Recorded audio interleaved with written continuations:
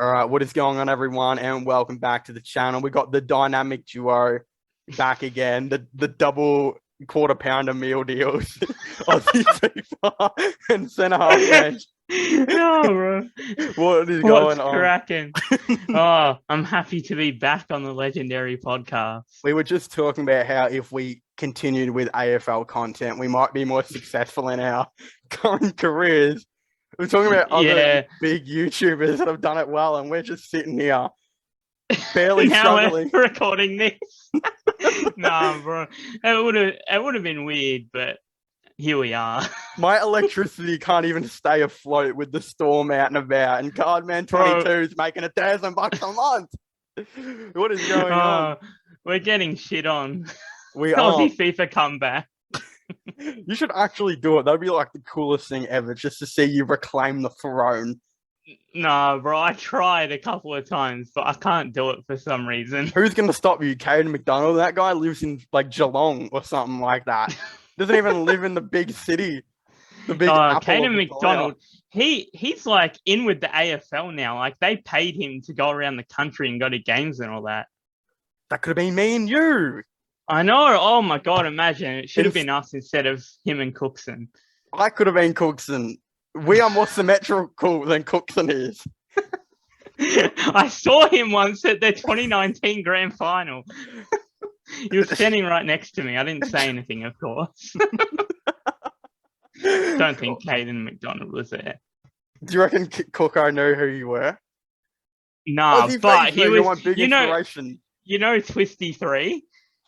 Twisty 3? Yeah, he was with I haven't heard that name in a long time. And my sister was getting the footy face paint. And I was standing right next to them. Twisty 3 definitely knows who I am. Oh, that's the AFL Evolution guy. Yeah, he does like cricket videos now, and he's like old as shit. Right. Bro, I'm going to title this clip, Aussie FIFA and Captain Fudge reminisce on the old times. That's something I was going to tell you earlier. Someone slid in my DMs a couple years ago and said, yo, is this Captain Fudge? I was like, what? Bro, I had like from the footy card videos? Yeah. Yeah, I know. I had like 400 subs and I changed that name. That's crazy. But I figured we should get into AFL content again. So what I'm saying is, for the centre-half bench and Aussie FIFA comeback, we should start off with some predictions. Now, I have not looked at the predictions at all. I don't know if you have. Yeah, me neither. But I have not. So I'm going to give you a team or, the teams. We're going to go over who wins and who's the favourite. So who do you think? For round one? Yeah, for round one. So who do you think is the favourite for Melbourne versus the Doggies? Good old Footscray. Well, you'd think that Melbourne would obviously be the favourites being the premiers, but I have a feeling about the Dogs that they're going to come out for revenge. They'll be hungrier. I don't know if it'll take Melbourne a while to work into the season or something, but I have a really big feeling that the guns will get firing for the Dogs on the first night of the season. Right. So you've got the Demons as a favourite and the Doggies winning it. Yeah. That is correct. The Demons are the favourite. Yeah, you'd think so. I think it's too hard to say. I don't think the Doggies were overly great in their game against Brisbane in pre-season. Oh, no. They've definitely been a lot better. And I might look, the D's are just such a good footy team where it's kind of like, can you? I know they didn't do well against Carlton either, but can you back against them? Like, so I might go with the D's. With their midfield, you can never. Like, the one midfield that I think can compete with them is the Dogs, but there's a big difference between Tim English and Stephen Martin and Luke Jackson and Max Gorn. Oh, yeah. But I try not to read too much into the preseason games, which we'll probably hear about with the next one. So I'm trying my hardest to ignore them games. Right. But yeah, I'm pretty confident on the Dogs, to be honest, but I don't know. All right, so I'll go with the D's just to be a bit different. But yeah, the other team is the one I think we know who we're tipping, and that's Richmond versus Carlton. Obviously, Richmond's the favourite, at least on Sportsbet. I'm assuming you're tipping Richmond. I would ultimately, I don't think I've ever tipped against Richmond. Maybe like once just to show people I'm not like super unbiased. Let's be honest here, dude. Yeah, I tried my hardest when I was making videos to seem like I wasn't biased towards Richmond, but then I just put them at the top of every Oh single yeah. list. So Like I was super biased. there's a couple of things that I think go into this, and I think this is the most important game for maybe for round one because Oh yeah. both of these teams I think need to make the eight. First of all, if Carlton don't make the eight, it is the biggest disaster Oh, because they have invested so much money and time into this list. And then if you're Richmond and you don't make the eight, it's kind of like, well, it's not as bad. It's not really a bad thing, but it's kind of like the first sign of a somewhat rebuild on oh the run, yeah. like what like Port Adelaide did a couple years ago. Especially with like Tarrant coming in, and we've got some younger players in now. It's kind of like if we're going to have one last crack at it, it's probably going to be this season. Yeah. But I'm not too confident on that. I mean, I saw an AFL post on Instagram that had us on a ladder prediction ranking like third, and I think that's just crazy. Ooh. Like we would have to be playing some crazy football, and I don't trust our midfield, to be honest, to do that. Am I correct for saying this? If Carlton do not beat Richmond in round one, there is a very big chance they don't make the eight. Oh, it is. They are expected, in my opinion, to beat Richmond. Huge. Yeah, it is a massive game, especially for Carlton. Like so much is on the line for them with this game. Imagine how happy their supporters would be, how much different it would feel walking from the game round one and, we've just been beaten by Carlton. But it's just such a big game for them. I think it's also a big game for us, but there's so much pressure on Carlton, and it's just if they collapse under that pressure, then we'll capitalize. Well, we're expected to finish 7th to 12th, right? Like, that's probably our ultimate prediction. So if Carlton don't beat us, then that doesn't tell me, like, especially if they lose by one of those 30-point games again, like, that's the big thing. You cannot lose by the 20 to 30 points that you lose by every year. Because if you lose by the 20 to 30 points, how can you be expected to be higher than a team that's projected to finish 7th to 12th? Yeah, if they don't win, they have to put in like a really good performance, and they can't lose by any more than a couple of goals for it to be some sort of a pass mark. Yeah. But there is a new coach coming in, so who knows really. I think that Carlton almost should be winning this game, to be honest, but I don't want to bet against us. Nah. It's just, I think that Carlton should be really hungry. They don't have Sam Walsh, but their midfield is so much improved now. I think that they really should be winning, to be honest. Yeah. But and the thing is too, they'll be like, oh, but Richmond's so much older. Carlton are old now. They are an older team. They are probably mid in the AFL. They're probably like in that 7th to 10th range of list maturity and age.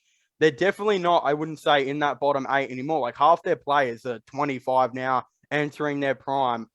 I don't think that can be even an excuse anymore. There's no more excuses for Carlton now. They're not young. They've had so much time. They haven't performed on a consistent level for so long. Their supporters would just be starving for some sort of good football. And like Paddy Cripps, hopefully he's fully healthy now. He plays with a lot of injuries. You got him on Supercoach? Yeah, I do. Yeah, I think he's going to kill us round one. I'm not even going to cap. Yeah, so do I. Trouble. I think the game will be won and lost in the midfield, to be honest, in my opinion, because they could just come out the blocks, kick a bunch of goals in the first quarter, and we'll be too far behind. But yeah, I think that it's do or die for Carlton now, and who knows what happens if they do not succeed this season. Like they simply have to. Also, they didn't get good news today because Dylan Grimes, I don't know who he said this to, but I heard it on the radio coming home from the boys' house. And Dylan Grimes said, do not completely rule me out for round one. So that is not great news for Carlton fans or whatsoever. Yeah, because Dimmer was like ruling him out, and Grimes has come out and said, well, That was another reason I was really concerned. I've said it to you. Yeah, because if Kerno and or Mackay, if both of them are on, then the game should be done. But if one of them are on, like our back line, we do have Tarrant down there now. Yeah. So obviously that's a lot more helpful after Asprey's gone and Bolt has been pushed up forward. Gibcus will have a lot of help, especially if Grimes plays, but I don't want Gibcus to be playing one-on-one on one of them two, obviously, in his first game. I think he'll play somewhat of an intercept role. I think Brody might go to Kerno. Tarrant might go to Mackay. But here's the thing. Here's what you got to do if you're Carlton. If you are Carlton, you cannot let Richmond's height persuade this game. Because they have, besides their backline, because their backline's a little small now, realistically, their backline's probably one of the smallest in the game at the moment. If you look at their forward line, Bolter, Lynch, and Revolt, ruck stocks are Soldo and Nankervis. You cannot let their kicking to mark game go off. Not just that, you also can't let them bring it to the ground either. Like if you bring it to the ground, you're ultimately going to be in trouble in that forward half. I think they have to get on top in the midfield. If Richmond can even contain their midfield and not keep it quiet, but keep it to its average and not go off, then that's not a good sign for Carlton. I have to work with. I'm a lot happier now that we have Bolter, who can play anywhere now, but he'll be playing mostly forward by the looks of it. And we just have so many players that can kick goals for us now. So we're not relying on Jack or Lynch. As long as one of them are playing all right, we should be a chance in most of the games, to be honest. Oh, and don't let Richmond's youth outshine Carlton's youth. Because it's like, if Ralph Smith and that go off, it'd be the funniest thing ever. Because it's like, bro, Richmond spent like the trashiest picks on these players, and they're all expected to play round one. And where's Paddy Dow right now? Where's Sam Walsh? None of these guys are even playing. Yeah, Paddy Dow. I had him in. Everyone had him in Supercoach at some point last year. And he let everyone down. But I would absolutely love seeing Ralph Smith just running up and down the wing. Like that would make me so happy. As long, I actually think that we might get a close game for once. I really hope we do. If we get a real intense game to start off the season, just be an incredible way to start the year. And it would put the Doggies to Melbourne game to shame. Like, oh my God, do not even get me started on how stupid that is. Fixturing. We got to move on because we're talking too much about this. St Kilda versus Collingwood.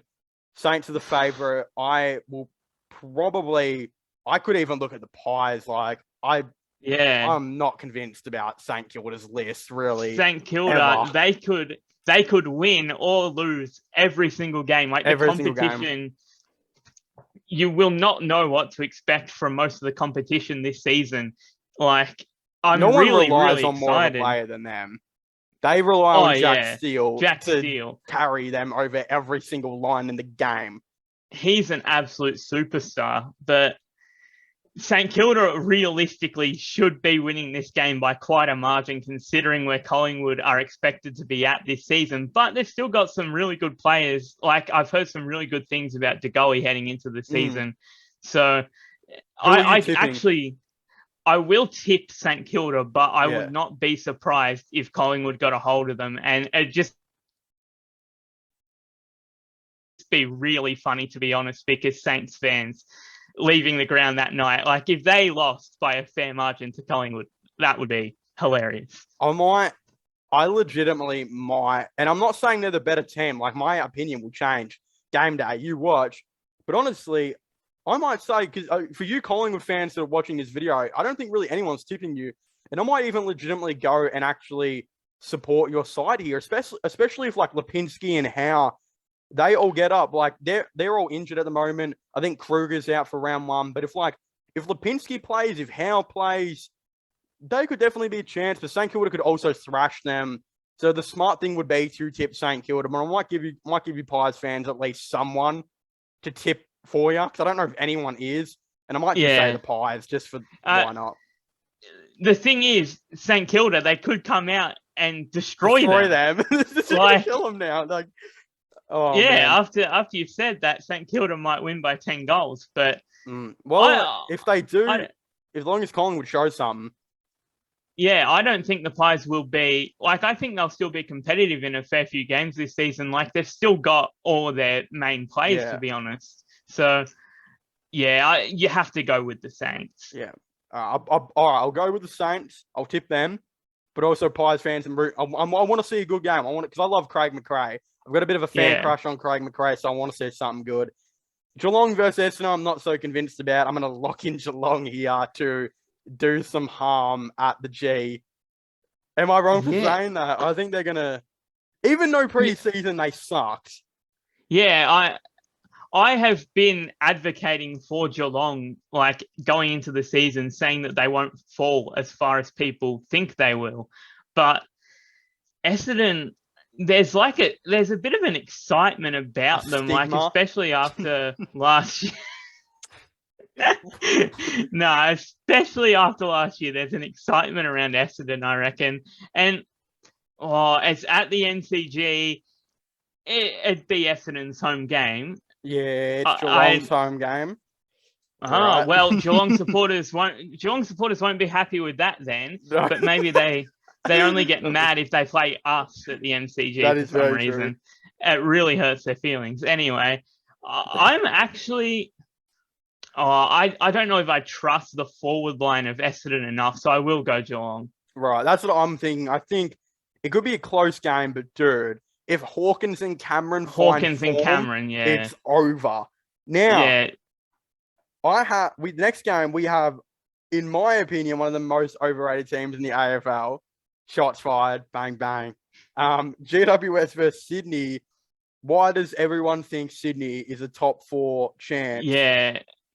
Because they're young and they played so well last year, so they think they'll get even better. But it's only 1 year. Did their list improve this off-season? Answer that for me. It didn't. How many teams' lists improved this season?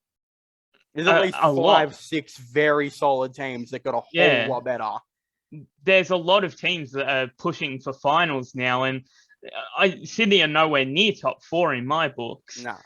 They'll be fighting out for the lower part of the 8, you'd think, but same with Essendon, there was a lot of excitement about them towards the end of last year. Buddy Franklin going for his 1000th goal. So, do they beat GWS? I don't think, because I'm going to tip GWS to win this game. I think GWS have a good track record against the Swans. I didn't realize how hard the first round games were to pick. Yeah. I think I will just go with Sydney. GWS is such a weird team. I'm going with GWS. No one knows where they're going to go, dude. If their midfield clicked, we've been saying this for 6 years. If their midfield clicked, it could be the best in the game. Jacob Hopper, Josh Kelly, Cornelio's back to form. Make it happen. Do something. After last season's final, you'd think Sydney would be out for blood, but it's such a hard game to pick. I might just go GWS to get it done in the first round of the season, because I think their list is still really, really good, and they've still got Jesse Hogan up in the forward line. Their defense is not bad. Their midfield's obviously great. Is Hogan playing round 1? I think I'm not 100% sure. This is the thing, but me and you we've just pissed off a lot of people because Sydney are the favourites, and we've both gone GWS. Yeah, and Sydney could definitely smack GWS. They could 100% come out and belt them. But we've still confidently gone, it's GWS, I don't know. It depends. Like, if Buddy and Heaney are on, then obviously Sydney are a really good chance. But I think that their parade might get rained on in the first round of the season, to be honest. Well, next game I think is a little easier in my eyes. Brisbane versus Port at the Gabba. But we'll be going for the Brisbane Lions to beat them. They are $1.53 favourites. Big favourites. It depends on where the game is played, to be honest. Gabba, on what team. on what team you're going to be picking. So since it's at the Gabba, I can't see Port going up there and winning in the first game of the season. So I will tip Brisbane. It's probably, despite the fact that Port and Brisbane will both be competing for top 4, it's one of the easiest games that we've gone through so far. I agree. Hawthorn versus North Melbourne, that is a more tough game. At the MCG, the Hawks are $1.67 favourites against $2.21. Hawthorn looked hopeless in the against preseason Richmond. game. They were bad. There was not one hope there. They might have been the young players played good, but they did on the stats. In the actual game, it was they made us look better than we probably are, to be honest, especially at the start of the game.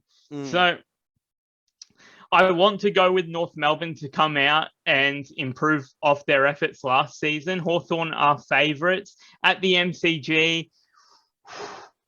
That's really tough. I think Hawthorn still have some okay older players, but their younger players aren't all that, to be honest. It depends who even gets a game to start the season.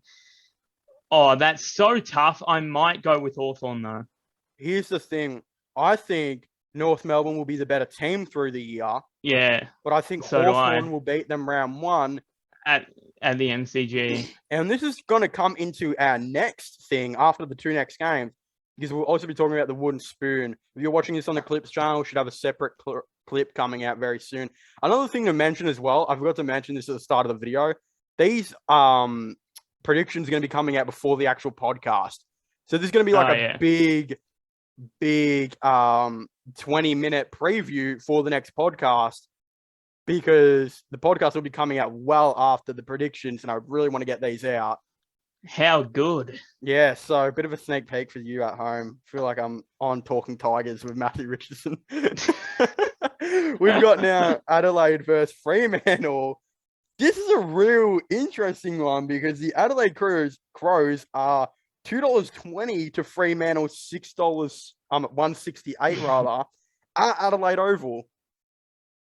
I think Freo should be competing for the A. I think Freo should be winning this game. Adelaide are going to be up and down this season. They're going to have some good performances, and they're going to have some bad performances. See, I think you've got them more as a wooden spoon, smoky, more than maybe I do, by the way you're speaking there. Oh, I don't think they'll be finishing competing for the wooden spoon. You wouldn't think, and you'd hope not. I have a lot of faith in Matty Nix. I really like him, but they obviously did beat Geelong there at the Adelaide Oval last year. But Freo, they've got a real good team. Even though they have lost Chera, and I think people are underestimating how much of an impact he had. And they've got Mundy through the middle and Brayshaw. I will go with Fremantle to win. I tell you what, I'm going to go Fremantle to win, because I absolutely got smacked in my Supercoach draft today, because all the boys have been focusing so much on injuries, and all I do is watch NBA now, so I couldn't tell you who is injured. And I couldn't tell you who's injured. I picked Laird and Seedsman in the draft with my 2nd and 3rd pick, I think it was, just to find out they're both injured for ages. Seedsman's out with a concussion indefinitely, and Laird's out to round 6. And Laird's a really important player for them. Yeah, so screw you, Adelaide, and screw you, Supercoach draft system, for not telling me about every injury. That's messed up. I'm going with Fremantle to beat the Adelaide Crows, just because I think a healthy Adelaide team could beat them, but the injuries are there. They have injuries. And is Taylor Walker still suspended? He's still gone for... Yeah, he's suspended for quite a while, actually. And their forward line, Elliot Himmelberg and Fogarty probably won't be playing. Wait, what? So Phil Thorpe. Am I missing something? Why? What am I missing? You're not missing. I'm saying... they could be playing, but they get in a fight or something? It's like they're banned. No. They're not. No. I don't see them as very good players so far. Fogarty showed signs a couple of years ago. Himmelberg has shown in 2017, bro. In 2018 or something. It's been so long. Fogarty has had so long. Do you know what instantly came to my mind? Do you remember that Carlton fight in like 2009? When the bloke like Batista bombed the one guy and kicked him up the arse in the training. Do you remember that? The two Carlton players. I don't. I'll have to look it up. They got into a fight and one of them got banned and kicked out of the club. Bro, there's no way we can go to the podcast with you not remembering that fight. No, bro. I genuinely can't at this moment at 11 p.m. Search it up while I talk about the next one. We've got West Coast versus the Gold Coast Suns in Optus Stadium. Ben King, the most important signature in AFL history, kept a ton of people in a job in Gold Coast. I think we're both in agreement here. It's a pretty obvious one. West Coast $1.25 favorites to Gold Coast Suns $4 favorites. $4 not favorites, rather. We're going to go with the Eagles, right? Is that what you're looking at? Yeah, Eagles are not like everyone is saying that the Eagles will have a horrible year, which they will. I don't think they'll be really in the 8 contention. They shouldn't be, but Gold Coast things aren't looking good for them right now, to be honest. Matty Rowell, hopefully he can come in and show some signs for them, but I'm definitely going West Coast. I want to play this video, but I'm not too sure about the copyright and stuff. I'm not sure what I'm looking at here. Who's the video from? It's the and I don't know how I'm going to edit this in, but I want to watch the Blues fighting because I think this would be funny. I couldn't find it. I looked for 2009 and 2011. Am I putting it on?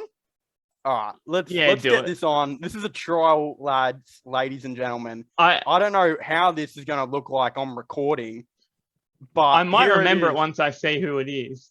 I think we'll skip through most of this. All right, you ready? Do I have volume on? What do I do? What am I copyright looking at here? Nah, Channel 10. Surely they're not investigating fudge for YouTube. Bench. All right, let's give this a look.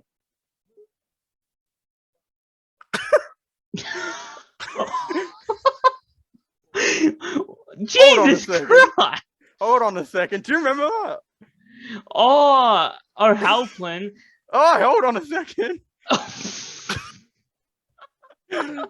Goodness gracious me, bro. I mean, what caused that? I don't even remember. There was like a bit of a fight going on at the old Blues, and that when you said that the Adelaide players and that they were not in, I was like, oh no. Oh yeah, I didn't mean like they're not in. I mean I don't rate them. That is the funniest thing. All right, we're moving on now. That's enough. That is enough. Let's get off that. We're going. I actually still want to talk about the Adelaide Crows for a second before I get in the wooden spoon. Because I was saying there is a player right now in the AFL who I would 100% go for, trade for. And this was brought up, I don't know if it was from Cornsey or someone, but I think someone mentioned it. And me and you have often discussed this. But what do you think's going on with Jack Graham right now? Because he's contracted till 2023, but I think when he signed that, he probably thought there was a very big chance he was going to be the club captain. And when you're told by the media, the fan base, the supporters, the whole entire footy community that you are the next captain of the Richmond Football Club, but you go to work and you do they do a vote and you get told that Toby Nankervis is in front of you. Yeah, I was not expecting that would Nank have to hurt. I mean, Nank's obviously like so highly rated throughout the club, and I really highly rate him. He's one of my favorite players, but I was not expecting him to be a captain. I wasn't expecting us to do co-captains either. I'm not the biggest fan of clubs doing co-captains, but Graham definitely, like, he was backed in by everyone. He was going to be the next captain of Richmond. Every supporter. It obviously didn't happen. I don't know if they thought he wasn't ready. He's still young, but that's the issue though, because from the way they've spoken, they think Grimes and Nank are going to be the captain for the next couple of years. Yeah. And if you're looking at it like this, Jack Graham is contracted for only 1 year. In the AFL, 1 year is nothing. It is nothing. The AFL doesn't carry over contracts. They basically terminate them once a player gets traded if they can restructure it for them to be on more money, right? If you're the Adelaide Football Club and you see Jack Graham and you already have some issues with the young leadership at your club, like after Sloan, who's going to be their captain? Exactly. Not just that. You're looking at this. They took Thilthorpe at 2. Next year they took Rochelle at 6, and this year they'll probably have another top 5 pick again, right? After that, you would think, hold on a second, we have drafted so high for so many years in a row. I would say to if I was Adelaide, I'm going to Jack Graham. I'm talking to him and say, hey, mate, we'll trade for you. You play 1 year with the club, and then the next year on from there, you can probably be the captain of the club if everything goes right. You almost have to do that, considering he's from South Australia. He's a player who it is looking like if a player is like, he seems like a player that could go back. Yeah. And for the right price, go back and lead a football club. Would you rather maybe 650 at Richmond and just be a dude that plays in the midfield for the rest of his career? Or do you want to go to the Adelaide Crows, the team you grew up on? You've done everything. You've done heaps at Richmond. You've done 2 premierships, second in the best and fairest. You haven't grown into the player maybe they thought you were going to grow into. You're coming to a club that's pretty bad, ready to rise. You can be our captain in the next year or so after your first year.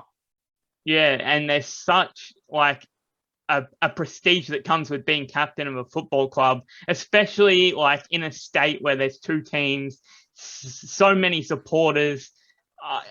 I think that it'd be a real possibility, and Adelaide would be dumb not to like at least try and inquire for the services of Jack Graham. He'll get more than 800K a year. He'll get like 800K a year, right? He'll get more. If he does what we think, if they really want him, then they might be willing to pay whatever price. Obviously, the contracts in AFL aren't huge, so I could see a big contract for him to go over there. There's a lot of incentive for him to go over there, especially if he gets like offered a big deal. And I think a lot of people were thinking a month ago, they were like, oh yeah, Jack Graham's a Tiger for life. He was a Tiger for life if he was the captain. I was. He's not the captain of the Richmond Football Club. He's not going to be the captain of the Richmond Football Club for like a guaranteed 2 years. Yeah, at least. And if you're Adelaide, if he's averaging 22 a game, you're bringing in your future captain. You're paying the price for a dude that can explode in the league any given second. And they need someone in their midfield, like pretty bad, to be honest, a younger player to take them through after Sloan retires. They've moved Laird into the middle. So Graham would be like the smart option for them to go for. What do you want if you're the Tigers? Because he's contracted. Oh, that's actually really tough. Because they probably wouldn't give up their first that year. They'd probably give up the future first. Yeah, I mean, we'd probably end up just taking picks, to be honest. The player doesn't immediately spring to mind. Like, they're not going to be giving up one of their top draft picks from the last couple of years. None of the aging players would be interested in. So I think it would almost be a case of a couple like good picks. Yeah. I was also thinking they were interested in Collier Dawkins a little bit ago. And people would be like, well, as Richmond fans, could you say they're going to look to trade Jack Graham? How could you even think about it? Mate, we're not the only ones that have thought about it. Just go on any serious Super Tiger supporter Facebook group, and they were all devastated when Graham wasn't made captain. Everyone knows that he had contract offers. He had contract offers from Carlton and that years ago. And it's just the obvious. We know Adelaide's going to approach him in the off-season. Oh, yeah, we would have had to. The more I think about it, the more I'm a bit confused. But obviously, Graham will... Nankervis and Grimes will be captains for the foreseeable future. I just don't know where it leaves Graham, to be honest. Yeah. In the grand scheme of our club. Obviously he'll be playing. Hopefully he can get some good time in the middle. But long term, I'm really not sure. Yeah, I'm not too concerned about like Carlton and that. Oh no, me neither. I mean, he'd stay 100% instead of going there. 100%. But yeah, it just depends if he's just gonna kind of be another player, like you said. Yeah, I guess we'll have to find out. People will say, "Oh, mate, we're just predicting the future." Everyone knows if you're a smart AFL fan, you know Adelaide are going to come to Jack Graham. They're going to come to Jack Lukosius. Those are the two players they're going to be targeting very heavily. And if they somehow I'm quite certain Lukosius is going to sign like a 5-year deal with Gold Coast. Like I'm quite certain it will be a long deal. But if the Adelaide Crows come out with Jack Graham and Jack Lukosius in free agency, jeez, that huge. Yeah, and Rankin, like I think Rankin's more of a poor Adelaide player. I don't know why, but he just looks like it. I could see. I could see him at either, to be honest. Yeah. Anyway, we'll move on. It's an interesting thing to think about. I don't know what's going to happen there, but who do you think will win the wooden spoon this year? What's going on there? I don't want to say North Melbourne. I think they'll improve. I think the two front runners for me would be Hawthorn. Well, Collingwood could be down there too, but I'm kind of backing their good players in to win them a few games. Right. So I think Hawthorn will be down there. And honestly, Gold Coast might too. They might start the season really well. But compared to other teams in the league, I think I'd place them down there too. Right. Okay. What about you? So I think for last spot, there's really two teams I look at. For starters, Gold Coast are going to win more games than we expect them to win this year. They have a very established midfield now. Like, their midfield is greatly improved. Yeah. But if you're looking at Hawthorn and North Melbourne, there is nothing about either of those two teams that is established. For starters, no, not at all. North Melbourne have 4 players that, like, seriously, they're, like, tossing around. They have, like, 4 solid ruckmen on their list. Like, they have 4 ruckmen, and they can't play them all. They want to play Coleman, Jones, and Goldstein, but then you got that Cherry guy who dominated preseason. You got the guy they took at 1 in the mid-season draft who teams were talking about taking as a late first in this year's draft if he didn't get taken in the preseason. Apparently, he's supposed to be a real long-term prospect. Like, they weren't expecting him to play for quite some time when they picked him. So yeah. But you've got all of these players, and North are just sitting here like, well, who do we play? Because we can't play them all, but they've only got one good key forward. And if you were to ask me a good key backman for North, I think of Mackay, and I think of Mackay, and I think of Mackay. Who else do they have? Yeah, well, without Tarrant, they might be left real depleted down back, and they might concede some pretty big scores this year when you think about it. Apparently, they're playing Goldstein as like a 70-30, 70% forward, 30% ruck.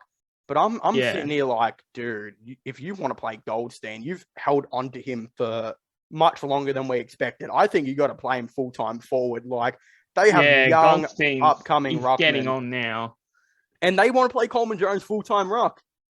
Like, in order to do that, you have to play Goldstein as a full-time forward because you got younger ruckmen as well to progress, and they're just not going to.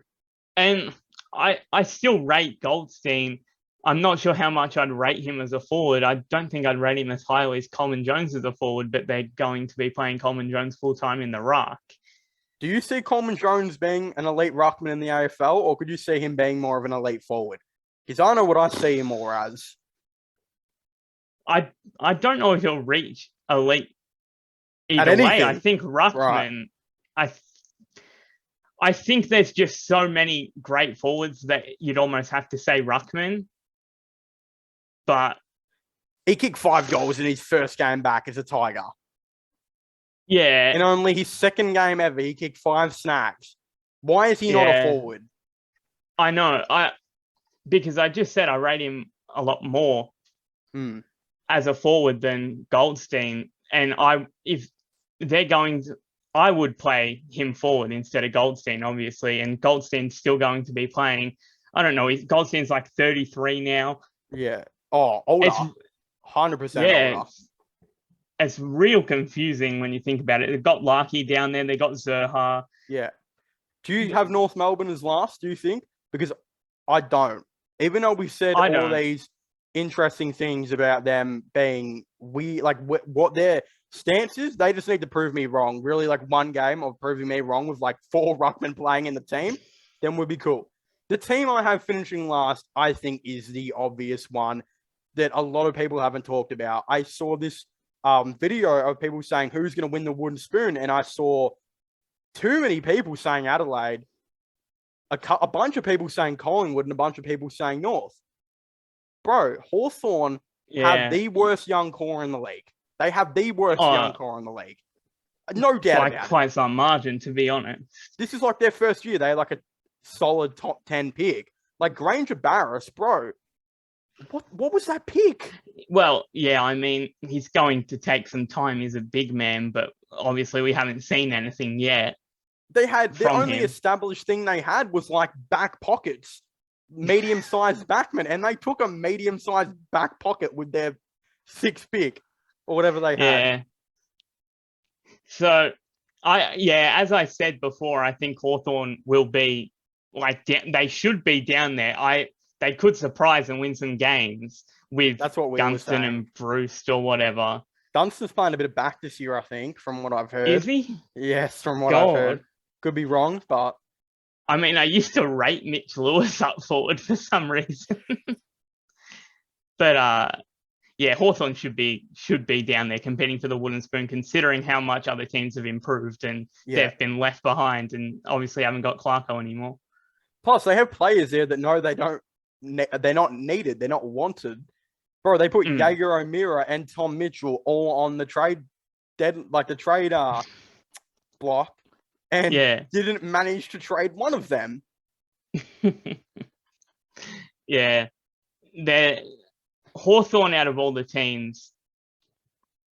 I wouldn't trust them at all. Yeah. Collingwood have too many good young players to not snatch up some games. Plus, too many good players. Darcy Moore, Jeremy Howe, solid players, dude. They are solid. Pendles can still play well. Yeah. DeGoey's going to impact games. Taylor Adams is a pretty good player. Yeah. He's not like going to win or lose them games, but he's going to be a real solid player for them. And they've still got good role players like Adam Treloar, Jaden Stevenson, R2D2 dude they traded. Oh, bro.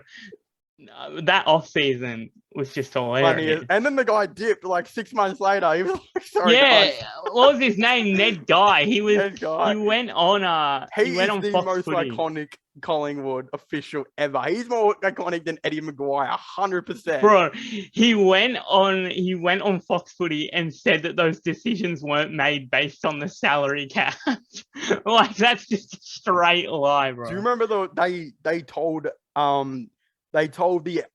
don't remember who they told this, but Adam Treloar said this on an interview that they spun the story like he was depressed and that's why they were like getting rid of him because he had like mental health issues, all this stuff, wasn't happy at the club. And Treloar goes, the only thing good in my life, he's like, the only thing good in my life was the club. Yeah. Like, Treloar obviously, but Treloar obviously loves the club. He came out recently and said he doesn't hold any grudges against them or anything like that. I think he said he was having just some personal issues that just got turned into like a way bigger thing than what it actually was. And that's pretty messed up by a club to do that. Collingwood, real messed up. Anyway, I think, so what are you saying? I'm going Hawthorn to win the wooden spoon. North Melbourne's my second option. I'll also go Hawthorn and then either Gold Coast or North Melbourne for the second option. Right. All right. I don't trust Gold Coast at all still. I rate a lot of their players, but without Ben King. Yeah. Is there any other AFL conversations you want to bring up? Is there anything floating around in Kenny D's mind, at Aussie FIFA's mind that needs to be talked about? Because I kind of pulled that Jack Graham thing out of my asshole because there is nothing going on in the AFL right now. Yeah, I know. It's like once the season gets started, the stories will start flowing and we'll actually have something to base the team, like what we're actually talking about based on how they've performed on the field, even after the first round. But up until then, it's really tough. But obviously, really excited for the season to start. So many teams have high expectations. It's going to be such an open league this season. So the race for the top 8 should be really interesting. Right. Okay. So moving on to the NBA now. Bit of Tyreke Evans news. He is back, baby. Back warming up with teams. That happened not to be the Indiana Pacers. One team doing tryouts with him is the Golden State Warriors, the most nearly stacked team in the league that has a solid 15-man foundation. For some reason, working out Tyreke Evans. Is this for the Santa Cruz Warriors or what's going on here? Yeah, exactly. When you sent, I'd heard that obviously he was being allowed back into the league and to work out with teams. I didn't know he'd been working with Golden State. And when you sent me the list, I was so confused as to why that would even, out of all the teams, Tyreke Evans for Golden State. There was another team too. I just can't remember who it was and I don't care. Yeah, well, I mean, it'd probably make more sense. I mean, I was so excited about getting Tyreke Evans back in the day. Obviously, not much has gone right for the Indiana Pacers in our time. No, probably not, yeah. Yeah, but... I mean, you somehow got Jaden Stevenson back. I mean, not Jaden Stevenson. Lance Stevenson. Oh, my God.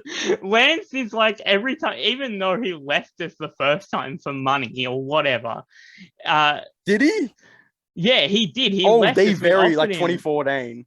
Oh, yeah, the very first time. We wanted to keep him. He left for money, but he just is such an integral part of our franchise that he can just come back a million times and we're all just going to love him. So... Did you hear the rumors about Lance Stevenson? They were there's a rumor that you guys are going to offer him a 2-year deal in the off season, just like he's such an integral part to your team. Yeah, and the whole franchise loves him. The crowd loves him. He brought some energy back after our season was dead and buried.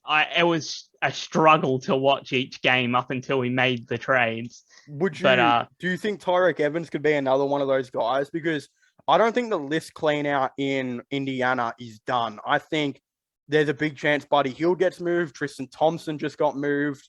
Malcolm Brogdon has interest, and you guys will be looking for players to come in and help the younger guys out. And is Tyreke Evans a guy that can do that, though? Because some people say, he got banned for drugs, this and that. It doesn't make him a bad person. That doesn't make him a bad leader.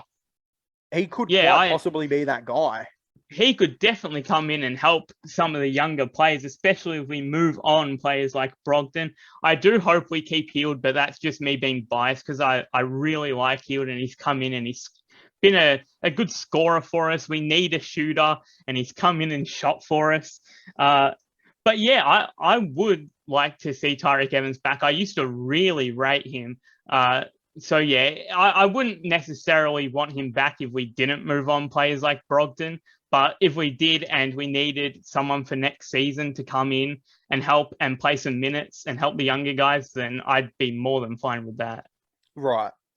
So Tyreke Evans is on your radar now. What do you think the Golden State Warriors plan is for him? Because I don't know if this is a workout just for the Santa Cruz Warriors, because they've done this in the past where they worked out, I think it was Jordan Bell, Quinn Cook, Jeremy Lin for their team. And then 2 of them ended up actually going to Santa Cruz, Jordan Bell, and I think Jeremy Lin played there for a whole season as well to try and make an NBA comeback. Do you think this is more of a, we're going to try you out, but we're going to just sign you to the G League team? Yeah, that's because I don't see the real worth for him coming into their NBA team, especially at the moment, because their team's just incredible at the moment. I don't know what he'd really bring to them, but if they were bringing him back to see how he's tracking, how he'd fit into the team, for the future. I mean, there's obviously nothing wrong with that. It could be what's happening based on the past that you've just mentioned. Well, they better hope that he's not a Darren Collison 2.0, because that man spent 2.5 years out of the NBA, and everyone was like, including me, like, I'm probably to blame here too. Everyone was like, don't worry, he's going to come back good. He's going to come back good. Yeah, we talked about it. I think he was 16% from three for the Lakers or something like that. And he scored like 1 point in 10 minutes per game that he played there. I have more trust in Tyreke Evans to come back better than Collison, if I'm honest. But Collison shooting those sort of numbers is just ridiculous. I remember us talking about Collison and actually like speaking quite highly of him that he can come in and play a role. But obviously we were wrong. Maybe he just didn't have enough training or something. I don't know. Or maybe it was just the Lakers. Dedicated. Bro. Look at the Lakers, man. Is he the first player this season to do that? No. The Lakers are something else at the moment, and now LeBron's just going off scoring 50 pieces for fun because their team's obviously not going to be competing for the championship. They're just hilarious at the moment how they'll drop games to anyone, like the Houston Rockets.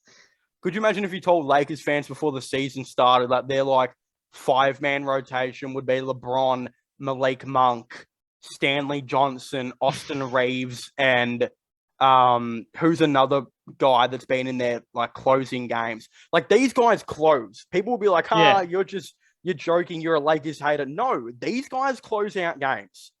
They are the closers out. They legitimately are getting big minutes now. Reeves is probably on 20 plus a game now. Same with Stanley Johnson. Reeves plays a lot. Yeah. So I'm not a Lakers hater to say this fact. The Lakers rotation is one of the most abysmal in the league. They might be like, oh, well, that's because Westbrook's injured, right? People before the season started. No, so like, I don't know if I'm going to make you any happier Lakers fans before the season started, but Westbrook's like, honestly, an 8th man now that starts. That's how they treat him. Oh, yeah. I kept trying to defend Westbrook throughout the season. But recently, it's not working out in LA, to say the least. He is the worst turnover player in the league. He might not average the most turnovers, but his turnovers are the worst. They are some doozies. Watching him play when he's like, the good parts of his game have left and the stupid parts have stayed. And he's always been quite a painful player to watch. But every time he turns the ball over now, it's just like, man. Bro, he has no like handles and first step now. Like back in the day, this man could give you the nastiest first step low by with the handles. Explosive. And now my bro could get locked up by Austin Reeves. Like Austin Reeves could do a job on this man. He is. I wouldn't doubt it. I mean, Westbrook's confidence would be below 0. Yeah. But and obviously there's the whole thing like recently coming out about like his family like receiving hate mail and all that, like real bad stuff, which obviously is going to affect how he plays and like his family and all that. But you know, people can't be doing that. But when you play for the Lakers, you've got to play to a certain standard, or else things like that are going to happen because their fan base is just something else. All right, so this is going to segue me into 2 things. One, first of all, is because we're talking about Russell Westbrook, and I'm just kind of pulling this out of nowhere, but who should the Lakers trade him to? Like, who should take? Because this man is making $47 million next season. He will be like the 4th highest paid player in the game. Yeah, he's making a ridiculous amount of money. What team is going to want to take that on? I mean, New Zealand might offer they might pay $900K. Like the government might just put up heaps and just say, here, get him to New Zealand. They may as well. And we'll sell some jerseys. Send him to the NBL. Like, no, bro, I don't know what's next for Westbrook in the NBA. Would Westbrook even be that good in the NBL? Because the players that shine in the NBL are shot creators. Because there are not many shot creators in the NBL. And Russell Westbrook is not a shot creator. It'd actually be funny to see how he goes. Imagine if he played in the NBL. He'd be like, "Oh, and wasn't up to standard." That would be so funny. Bro, the look on his face. Oh no, I'd actually feel bad for him because we've watched this man put up 40-point triple-double. Yeah, and we're questioning if he can defeat Bryce Play in Cotton. Australia. No, Bryce Cotton's a legend for Perth now. No shit. But first, again, I know seriousness, what team would take Russell Westbrook?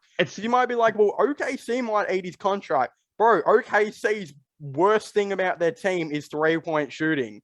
They're going to want to improve on that next season. The only reason they take Westbrook is because they felt bad for him. Yeah. I mean, that's just dumb to have Westbrook for OKC now. It's going to have to be a bad team, but I don't know.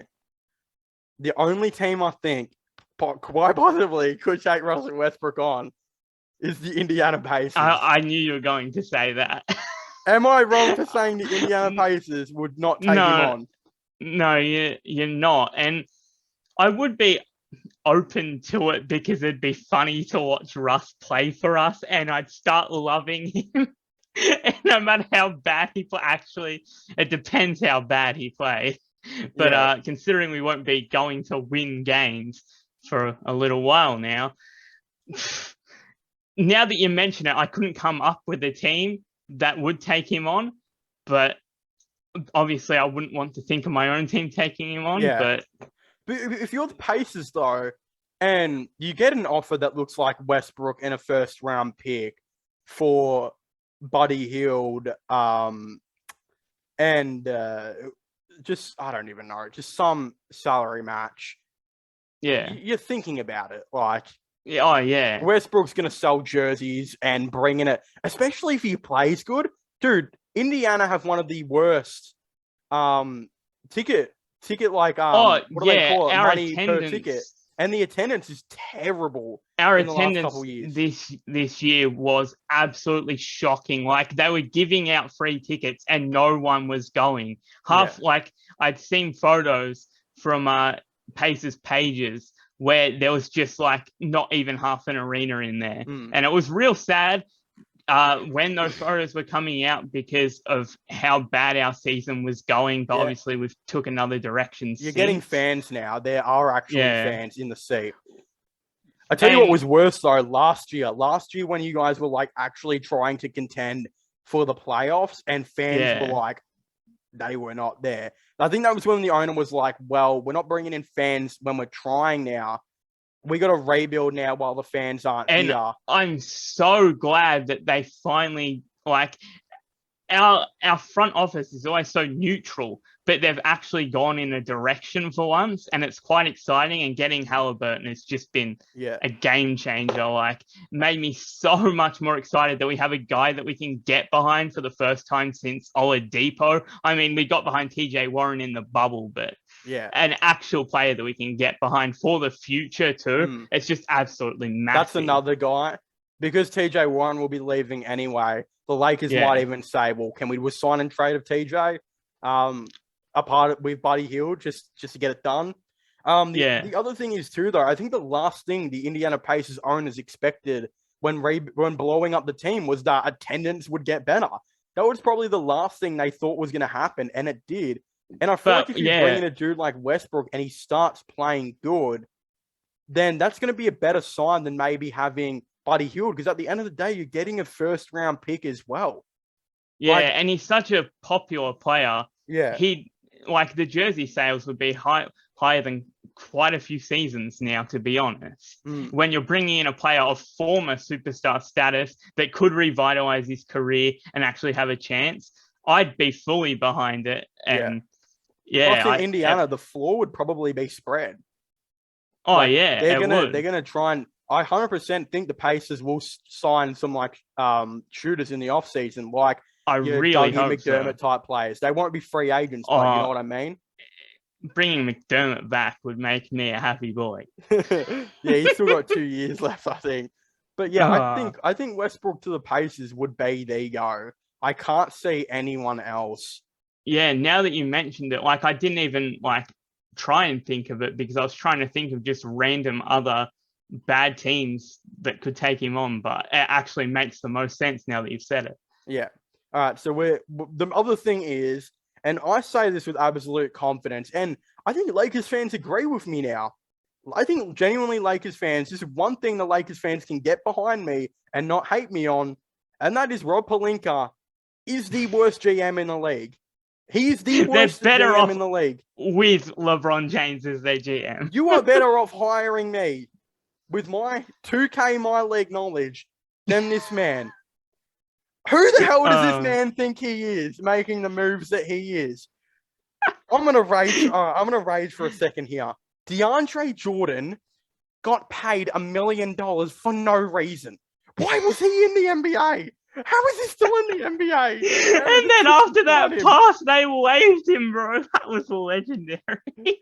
How did the Lakers general manager see Isaiah Hartenstein in free agency, a man that just put up like 8 and 8 on the Cavs in limited ass minutes, and goes, here's a young center I could pick. Let me take DeAndre Jordan, bro. But to be honest, he's probably so stupid that he didn't realize what type of player he is. And did you not turn the TV on for 1 second to look at Australia versus US and see Jock Landale dominate? No. DeAndre Jordan is, yeah. Speaking of Landale, he did a number on us in our victory against San Antonio today. Come on, lads. Yeah, it was good to see Jock Landale, but he would have been better for the Lakers than DeAndre Jordan. He also looks like Jake Paul. That is a conspiracy theory. I haven't even noticed, to be honest. I might have to look that up. I saw I don't know. I don't like the way you're looking at the camera here. This is a devious intention. No. I felt like a villain, bro. I had to unplug my keyboard for some reason and use the laptop one. Oh, he actually kind of does. Bro, some of these photos are real Jake Paul looking. Yeah. Hold on a second, though. Can you agree with me? Can we get back on topic real quick and not talk about Jake Paul and Jock Landale? How is this man still in a job? How? It's beyond me, bro. This is the Lakers we're talking about. Like, probably the most important franchise for the NBA. This is the man making decisions. And it's not like DeAndre Jordan was the worst signing ever. It's the fact that they kept him for like 4 months. Yeah, bro. It's 2022. DeAndre Jordan is... Yeah, and you know what was the funniest thing as well? When they got rid of Rondo for cash considerations or whatever, everyone was like, oh yeah, the Lakers suck. The Cavs are good. All right, make it happen. The one that hurt my feelings was then there was a rumor that they were going to send Trevor Ariza back to Miami for cash considerations. And I was sitting here like, hold on a second. Trevor Ariza is like your second option now. He's like the only player you have other than LeBron that can hit a three. How is he the man you're looking at moving out of everyone? Oh, bro. Their team is...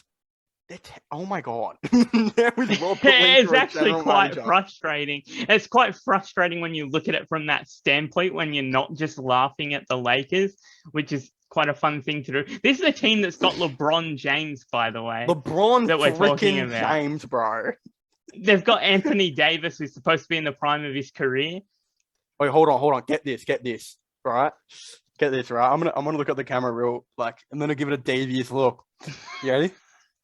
So they waived DeAndre Jordan, and their response to that was to sign DJ Augustine. Their center response was to sign DJ Augustine and Wendy Gabriel. People were getting hyped in the comments of the Lakers post when they announced they signed Augustine, bro. That's the state of the Lakers franchise. I was watching the NBA with my mom, and she goes, who's that number 35? And I was like, oh, he's Wendy Gabriel. And she's like, is he the new center? And I was like, yes. He's the new center. This is the Lakers team. Wendy Gabriel is your new center. DJ Augustine's playing power forward. And Austin Reeves is playing small forward. What a team, bro. And they're playing primetime games every time they play. They're always on ESPN. Every single time. Think of every other game that could be on ESPN. It's always the Lakers. They're always playing primetime in America. And people are over it on Twitter. They're just complaining every single time that no one wants to watch the Lakers anymore. No. And the thing is too, Rob Pelinka is not making this team better. This team has gotten worse by the months. Like, it is not progressing at all. And you want to take a note, Lakers? Did you see what the Cavaliers did? And I'm not even saying this because I'm a Cavs fan. When they were shit ass, they did not go and sign DJ Augustine and DeAndre Jordan. No, they signed some undrafted guys that spent 4 years in college by the name of Dean Wade and Lamar Stevens. Dean Wade is now their starting small forward, and Lamar Stevens is now their 9th man. And they're both under 25, playing good, but inconsistent, but good basketball. The Cavs are so young, and they're such a... Like, I have never liked the Cavs franchise. I've always shit on them, but they're fun to watch now. Yeah. Like, the Cavs are one of the most exciting teams in the league by quite some margin. And, like, it really makes you wonder, like, what is next for the Lakers franchise? Because it's quite concerning. Yeah. And look, we've lost 3 of our last 7 games, but that's because we've got Jarrett Allen, Larry Markin, and Karis LeVert all still injured. And we're all of our team is under 25 except Kevin Love and Rondo. Like, no one's going to care if we barely just make the playoffs. We have heaps of time to develop. And look, if we just make the playoffs and lose in the first round, so be it. We've made more progression this year than the Lakers have, probably will in the next 3 years. So much progression from the Cavs this year. It is insane. Like, I never wanted to even admit it. I didn't think the Cavs were going in a good direction, but you were right the entire time. What they've done has almost been perfection, to be honest. Yeah. And then look at Rob Pelinka and the Lakers, bro. Their idea of getting better is signing the positions they don't need, players they don't need. That is their idea of getting better. I'm sure there's some 7-foot dude in Ukraine. That's probably not the best country to mention. Italy, that is tearing it up, probably averaging 15 and 15 every night, that could come into the NBA and at least average you more than 5 rebounds a game. And I mean, you may as well. What's the worst thing that can happen? It's not like it'd be any worse than the players that they've been bringing in. Look at Frawling in the NBL right now. He's 23, really skinny, probably won't be an NBA player, but goddamn, try something. Anything. Is he even looking out there at his options? No, because that's not the way. He doesn't want to think about that. What he's probably thinking about now is the next season. He's probably looking at free agency, looking at trades in the offseason. Probably is not even paying attention. His scouts are probably telling him every day to sign this player. And he could not care because they're not going to bring in money. They're not going to bring people to the seats. No, and this season, they've got the play-in tournament, which I'm not convinced that they'd win. No. But, this season's a write-off for them, and which is worrying since LeBron is aging, but he's still playing such good basketball. Well, people are already saying LeBron is going to request a trade in the offseason. Yeah. That is a very disgusting. So if that was the thing, wouldn't you go and sign some young kid from Italy or Australia right now? Wouldn't you be ready to hit the panic button? At least try and sign some young guys? Yeah. And if they don't, say LeBron does leave. Yeah. Like I said, I don't know what the hell is going to happen to the Lakers. At least they got one championship out of all of this because they were down for quite some time before. And they had a good young core building. Then they got LeBron. But and then LeBron I don't even want to say LeBron destroyed anything. They could have bounced back they could have won another championship if the Lakers use their moves right. Yeah, at least they got one championship out of it, even though it was the bubble championship. So, I mean, they didn't really get to celebrate it, but they got one. I mean, there were players in free agency they could have taken instead of Westbrook anyway. Like, Westbrook wasn't even good on the Wizards, bro. And even if you want to say DeMar DeRozan and all that was going to regress, which they didn't end up doing, but I still would have taken DeRozan. You have known me for how long? I have said this every year that Westbrook is a bad player. He is a bad player. He was a bad player on the Rockets. He didn't do anything for the first half of the year on the Wizards, and he was a bad player on the Lakers. That's 3 out of 3 years. He's been a bad player. Like, he hasn't been a good player. He's been, like, detrimental to have on the floor for a while now. Yeah. But I still think he was a really, really great player, like, in his prime, which we got to see. But, and kids growing up now, they wouldn't even know how, like, Westbrook had played, and they just know him as this bum that was supposed to be a part of the big three. Like, did they bring him in just to have the big three that's not clearly not a big three? Well, some teams have made some questionable decisions, like the Rockets, bro. Him and Harden were never going to work out. And here's a fact. Oh, no. Westbrook they were better when Westbrook was on the bench. Especially in the playoffs, they were a better team. The Wizards, I honestly don't feel like the Wizards gave him enough of a chance. Like, yes, he was terrible the first half of the year, but he bounced back and looked like they actually had something okay going for them. But when I think they heard that, like, a solid shooter in KCP and a young player in Kuzma would be coming and some cap relief, they were kind of like, whoa. Yeah. And Spencer Dinwiddie. Like, Kuzma's been pretty good for them so far. Yeah, so that they took a huge W. Some people are saying, Stephen A said the Westbrook trade could be one of the worst in, like, Lakers history. Especially if they can't trade him. Yeah. This would be a great segment to have Will on, by the way, because I'd love to hear him clap back about Westbrook and defend him. What's he going to say? Statistically, Westbrook's 8.8 turnovers aren't actually as bad as you think they are. I just love saying that Westbrook can't even get stats anymore. Like, he can't even grab 4 rebounds for my multi on Sportsbet. Like, could you imagine him on the court? Hey, yo, Wenyon Gabriel, move out of the way. I need this rebound. Like, Jesus Christ, bro. Like, poor Steven Adams. Give me the rebound. Westbrook might as well be their small forward now. Well, yeah. DJ Augustine, Austin Reeves. Oh my God, bro. What is that team? Well, I think we're going to move on, though, because this clip's going to be 10 years long of us just trashing Westbrook and their GM. And the realistic thing is, it's not even really Westbrook's fault. It's the GM's fault. Like, he is the dumbass that built this team. And I don't even care if LeBron is in my ear. I'm telling LeBron to shut up, like what Ty Lue did. Like, Ty Lue tried to tell him to shut up, and look where he is. He's coaching the Clippers. Rob Pelinka might be coaching the Clippers next if he tells him to shut up. All right, moving on now. We'll talk about one more thing before we move on to some boxing, because you know me, I know you. YouTube boxing is absolute AIDS. It's my one passion. I love YouTube boxing. I can't wait to get in the ring one day and then post a picture afterwards with Xavier of me like this. Does Xavier look like the type of dude just to go after one training session? No, bro.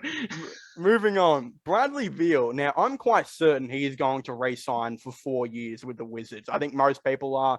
They're building something really special. You got, whether you like Kristaps or not, they've still got the first ever foundation they have had in Washington since 2017 with John Wall. Back then, they had John Wall, Otto Porter, and just some pieces.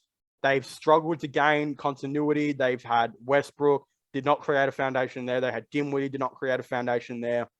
Now they have Kuzma. Now they have Kristaps, and it looks like this will be a long-term thing.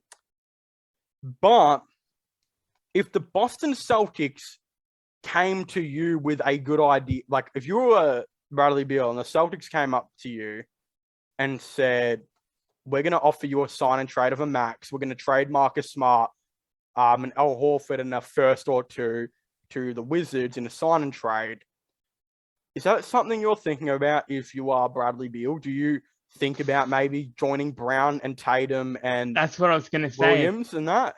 The prospect of joining Tatum, like Tatum is a superstar at this point. Yeah. And Brown has improved a whole bunch in recent years. That would be real enticing. I'd love to see how it'd work out having Brown, Tatum, and Beal all on the same team. Yeah. And what'd you say they're sending back in return? Al Horford and Marcus Smart? Yeah, so Al Horford will be on a $27 million team option next year, which I think the Celtics will accept because it can be a part of a sign and trade. Plus, he's an incredibly good center. And he might play in Washington, whether he tries there or not, whether it's his last year. They probably won't care too much. They've got such a young foundation anyway. Marcus Smart's an incredibly solid defender who would live and breathe in Washington. He would live it up there. He's just one of those guys. And 2 first-round picks to help out with Kyle Kuzma, Deni Avdija. Don't know if Hachimura will still be there. There's been rumors they're looking to trade him for quite a while. Kispert and whoever they draft this year. Yeah. It's an idea. I agree with you that I can definitely see Beal re-signing there. And that idea is interesting, and it does make sense considering Al Horford and Marcus Smart, how they go over in Washington plus the picks. I don't know. I kind of just see Beal staying though. Yeah. Well, think about the team the Wizards would have if he stayed. Like, think about the team. Let's just say free agency. I don't know who they would get. I could actually realistically see them trading for Malcolm Brogdon. I think he would be a guy. And let's just say they give up Hachimura and a protected first for Malcolm Brogdon, right? Because I think they're going to move Hachimura. He's not going to develop behind Kuzma. Yeah. And the Heat have been interested in so long about Hachimura. Yeah. Pacers might want him. Then you let KCP go. You finally develop Deni Avdija. Deni Avdija could grow into being the shooter that KCP is. Much more of a shot creator. A dude that could really help out. Then you're looking at a team that has point guard Malcolm Brogdon, shooting guard Bradley Beal, small forward Deni Avdija, power forward Kyle Kuzma, center Kristaps. I'd love to see that team play. And off the bench, they would have one of the, if not the most solid benches in the league. You could bring back KCP to play 20 minutes per game off the bench. You've got him there. For sure. They've got the bloke that has been to like 40 different teams in the last 3 years. I forgot his name. He was on the Hornets most recently. Not springing straight to mind. Whatever. They've got him, Corey Kispert off the bench. The bench, I'm going to read it out right now so we can get like more of an understanding of how insane their bench would look like real quick. Yeah, that team with having Brogdon, Kuzma, Beal, Porzingis, and Avdija developing into a great shooter, that would make, Washington were serious for quite a while this season. That would make them a very serious team. Do you want to hear their bench? So you've already got the starting 5, which is an above average starting 5 with 2 all-star caliber players. Their bench would look like KCP, Daniel Gafford, Corey Kispert, Ish Smith, whoever they draft, and whoever they go out and sign. And if they want to bring back Thomas Bryant, that's an option. They already just had Montrezl Harrell, but they will probably move on. You know, they just traded him, frees up some cap there. There's a lot going on right now with this Washington team. Plus, they've got a good coach who's done well in his first year. Yeah, he really has. That would make Washington. I'd love to see that team play, and I can see that happening more than Beal to the Celtics, 100%. Yeah, the defensive aspect of that team is questionable, though. Very questionable, but it'd be fun to see them on offense. Yeah. And even if you're like, well, shit, we're getting killed defensively right now. Brogdon's a great defender. Daniel Gafford off the bench is a good defender. KCP is a top 5 perimeter defender this league, statistically, this year, rather. There's movements they could always look up for, try and get a backup point who's good defensively as well. Yeah. There's moves that they could do. Oh, yeah, a lot of different moves they could make. And obviously that defensive capability off the bench, and they'd swap players in and out. I do rate Gafford quite highly. But yeah, that Washington team is pretty exciting. They're tall as well. 6'5" Malcolm Brogdon a point. 6'9" Denny of the year at the 3. 6'9" long athletic Kuzma at the 4. It's a tall team. Real tall. Yeah. So I like it though. But yeah, I don't know. I think the Celtics would have a pretty good offer. And if you were Bradley Beal, though, let's just say they gave up Al Horford, Smart, some picks for Bradley Beal. The Celtics could very well. They still have Daniel Tice on $10 million, I believe. They've got Naismith on like $3 or $4 million. They could legitimately say to the Pacers as well, can we get Brogdon for this? Give up a first-round pick to make it happen as well. You give up 3 first-round picks, this and that, but you're rocking with a team next year that could look like Brogdon at the 1, Beal at the 2, Tatum at the 4, Brown at the 3, Williams at the 5. Off the bench, you would still have Peyton Pritchard still there. Derek White is still there. Grant Williams has been better this season. Again, there's definitely room to move. They just need to go get a better bench. Imagine that team. Yeah. Imagine that starting 5. That would be scary. And I mean, Tatum, the sky is the limit at the moment. That man is a killer. And it's not even unrealistic either. Because they have been linked to Beal for so long, and there was rumors about Brogdon previously. Yeah. And they're 2 tradable guys. Very tradable, especially Brogdon. So, yeah, very, very interesting. But we'll move on to some YouTube boxing now, and we'll talk about some guy that is pissing me off because he won't fight, and that is good old KSI. Is he a put the money where the mouth is type of guy, or is he going to fight? Well, that's what I'm asking. Is he ever going to fight? I haven't kept, when I was little, I loved KSI so much. And then I got around him when he was fighting Logan Paul. I haven't really followed him since. I mean, I've listened to his music and it's not bad at all. It is very good. Holiday is a very good song. Bro, I thought he was just going to continue with that and the YouTube boxing, page in his career was going to close.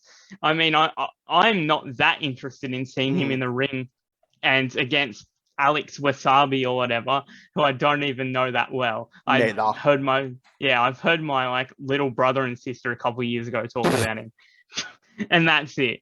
So people don't understand the power of music. See, sometimes I chuck in my AirPods and I listen to songs, and you think it gets you thinking, right? And Holiday is one of those songs where if you chuck in that AirPod and go for a little walk and you're a very lonely man, you will think what it would be like to post a story with your girlfriend with this song.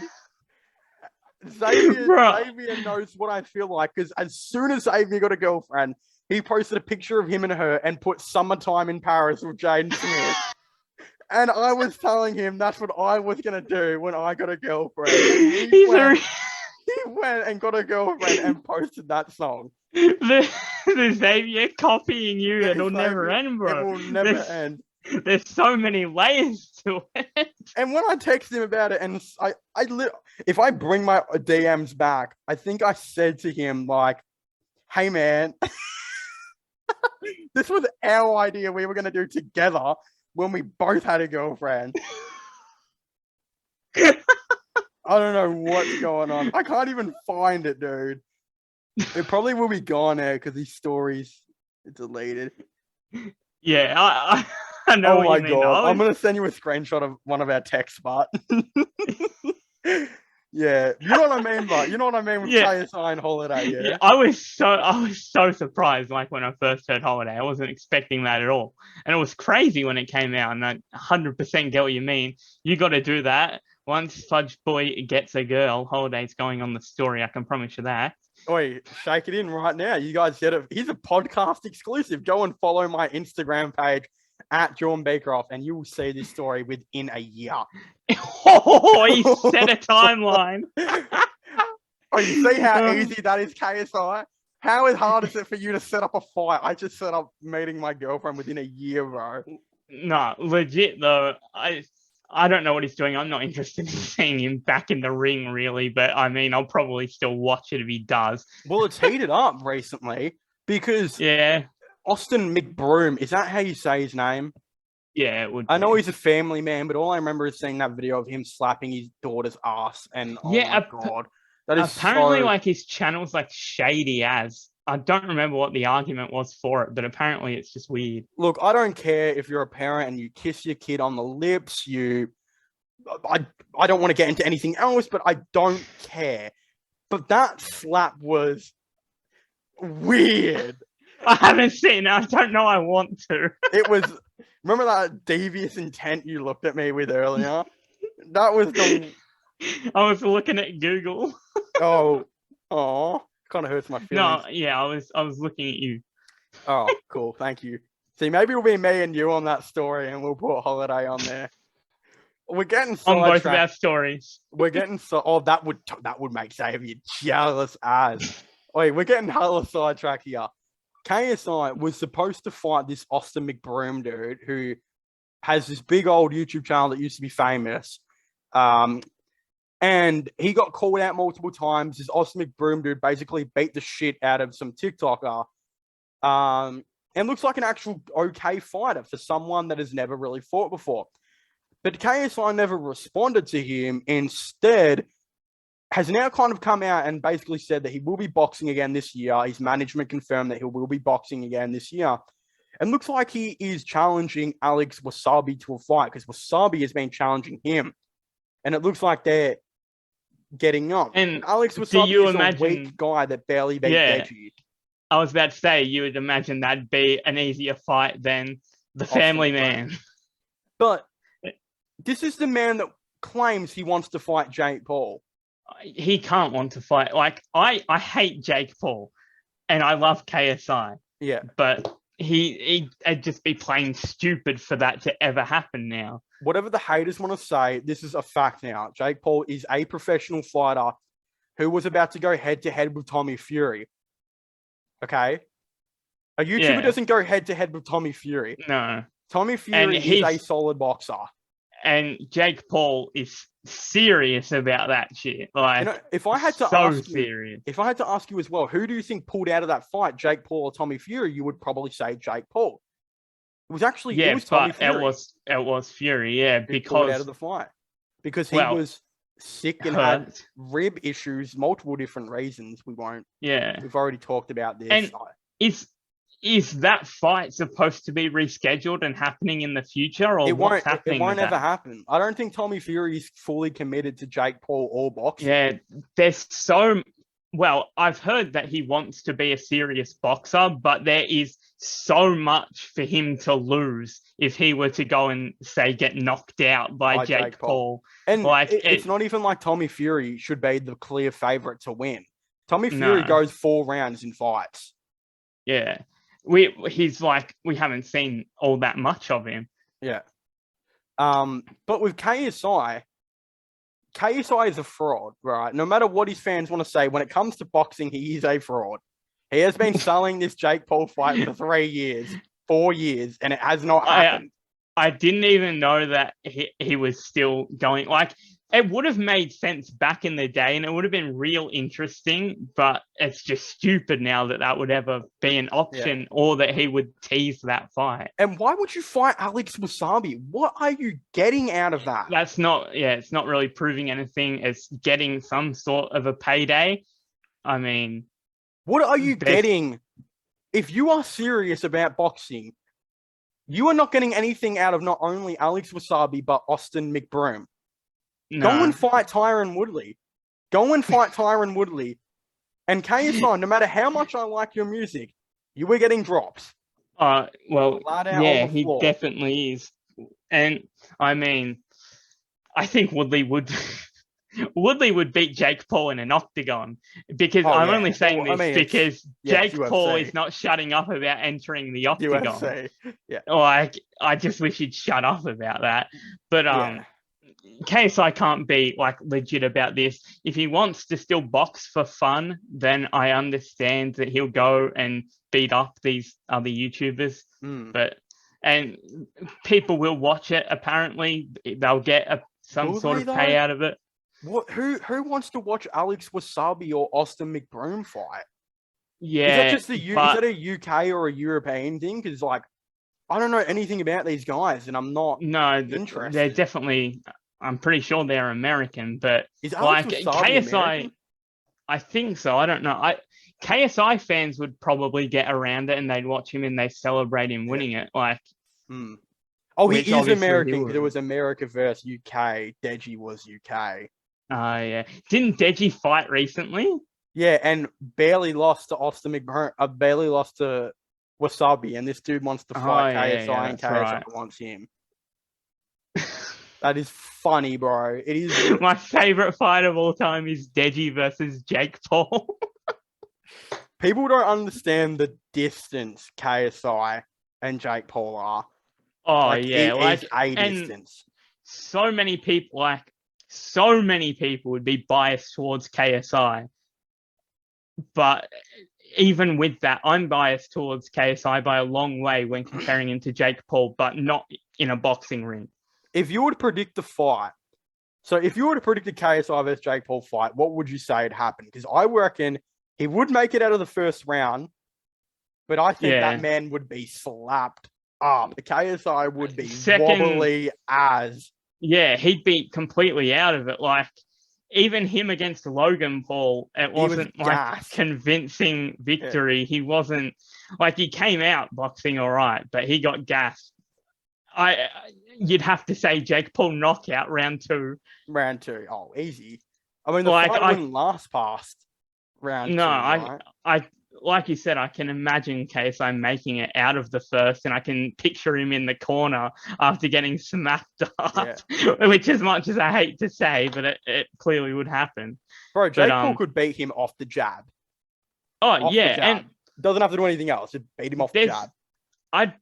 Jake Paul wouldn't even want to fight KSI anymore, would he? He's way past that, wouldn't he be? I think he doesn't, but KSI and his fans keep bringing it up. Yeah. So it keeps becoming a discussion. Because so many people would want to see KSI versus Jake Paul without understanding what's the actual distance between them. Also, here's another thing too to mention.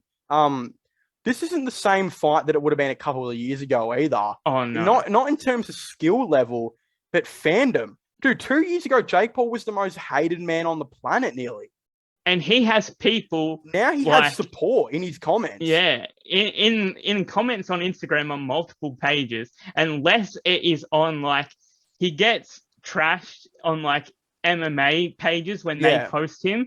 But when it's just like a regular old page, like rap or any sort of popular page, he gets support in the comments now, which you would have never thought a couple years ago. And shit. Like, people were very happy. If people were like, what is this collaboration? I can only remember Kanye and Lil Pump with Donald Trump. With Trump. Bro, when Trump is back in 2024, the memes are going to be so sick. Trump is going to clown on the whole entire Democratic Party, and Kanye is just going to be sitting there like, yes, I told you so. Now, kid, bro, Kanye's running for president. No, Kanye's going to be on Trump's doorstep saying, can we do anything about this marriage? Can you legally... bro, no. I feel bad for Pete Davidson, bro. And Trump would be like, feature me on Donda 3 and we'll make something happen here. Don't you think what happened? We need the dynamic duo of Trump and Kanye back. No shit. Bro, honestly, if Kanye was president, would the man be worse than Biden? Probably not. Kanye runs with the Donda party. The Donda party. All right, moving on. So we've talked about KSI and how I also think he needs to fight Tyron Woodley, because I think that's the fight that he should be looking at. Well, Tyron Woodley would take it because another payday, and he can just... It doesn't matter if he wins or loses at this point. I mean, it seems like his MMA career was so long ago. If I was KSI, this is what I'm doing. next month I'm fighting Alex Wasabi. I am beating Alex Wasabi just to get in the ring and get hit a couple of times, right? In 4 months, I'm going to go fight on whatever undercard Jake Paul is doing. I'm going to go fight Tyron Woodley. I'm going to put up a good effort. And if imagine that for a co-main event, though, that event would be huge. Wouldn't be a co-main event. It would be the undercard, 100%. But he would. Depends how they market the fight, to be honest, and who Jake Paul's fighting. If he beats Tyron Woodley, because let's just be honest here, that's probably not going to happen. But then the Jake Paul KSI fight talks get back on. Yeah, but and you could do this in all under a year if you're KSI. Yeah, and does he really want to? Well, it sounds like he wants Jake Paul. Yeah, well, I don't know if that's the question. Is he wants to, but is it reachable? Is it possible to beat Jake Paul ever? What would he have to do to beat Jake Paul?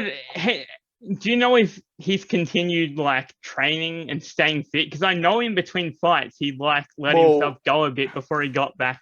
KSI fans training. And that they say he's in the gym and he trains, but yeah, bro, people on tour don't often train and shit. No. That doesn't happen. But it's a tough one. But if you're Jake Paul again, I'm still fighting someone else. I'm going to, if I'm him, I'd be pushing for a fight against what's his name even more now, Tommy Fury, because if he fights him now, if I'm taking Jake Paul now because I don't know what Tommy Fury's doing. That's the fight that I'd be interested in seeing from him. I mean, and that fight I would be more. I would have said Tommy Fury, and I probably did say him quite a while ago. Yeah. Now you'd not be too sure, but again, he's beaten Tyron Woodley, Ben Askren. He needs another one under his belt. Do you think Tommy Fury's that another one? Because I think that's what you'd think it'd be before I start taking him too seriously. Well, that's before the next guy. Who, if he beats Tommy Fury, then that's you're going to Conor McGregor. That's the next fight. That is the next fight. That is the money fight, and is the money fight.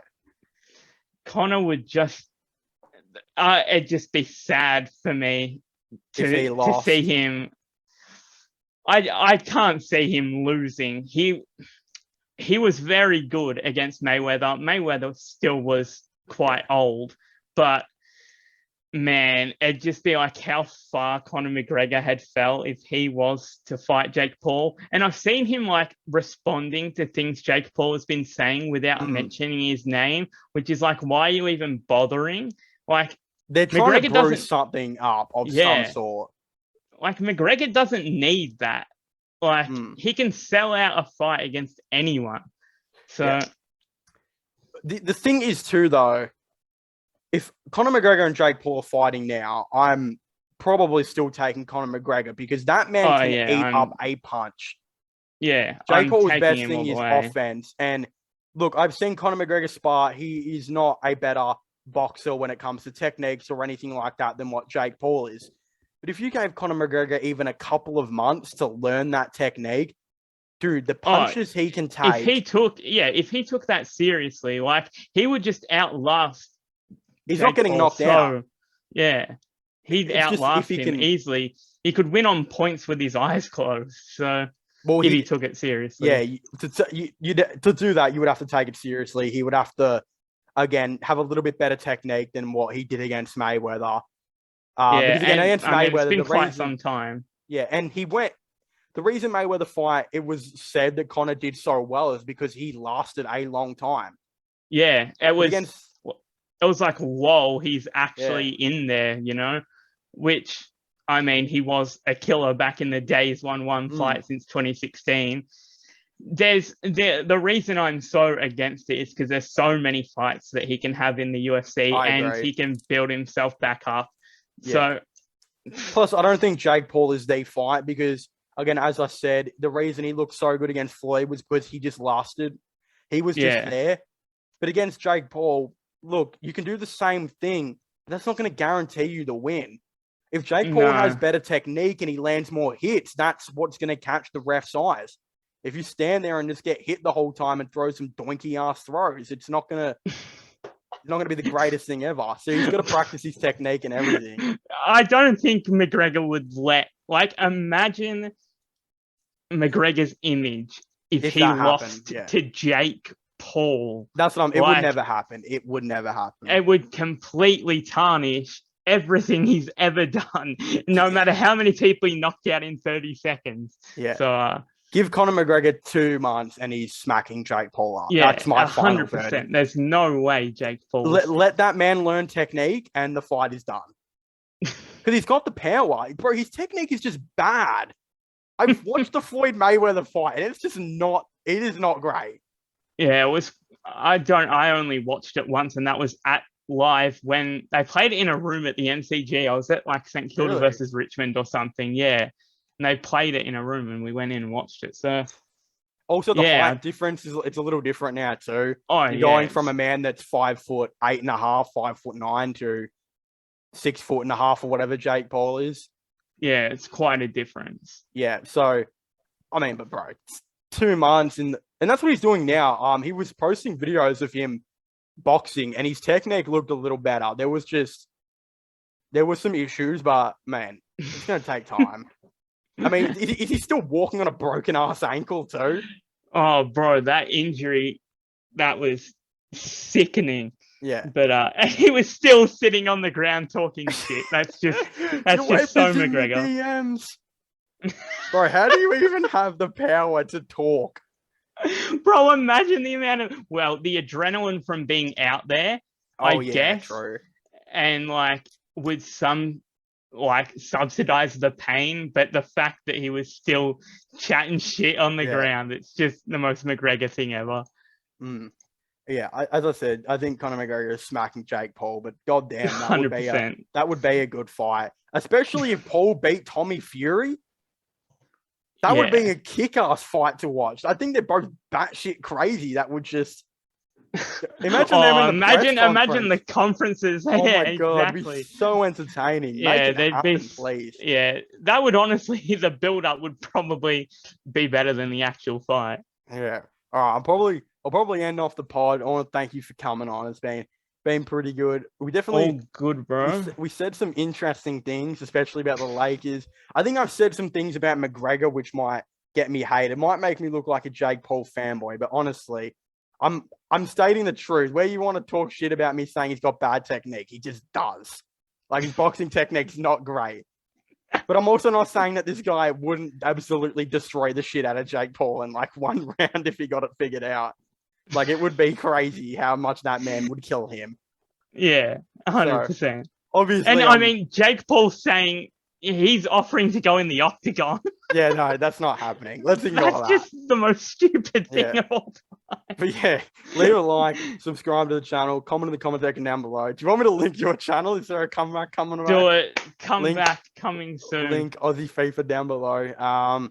And yeah, go check out the Clips channel, all of that. And I guess I will see you guys next time. Goodbye.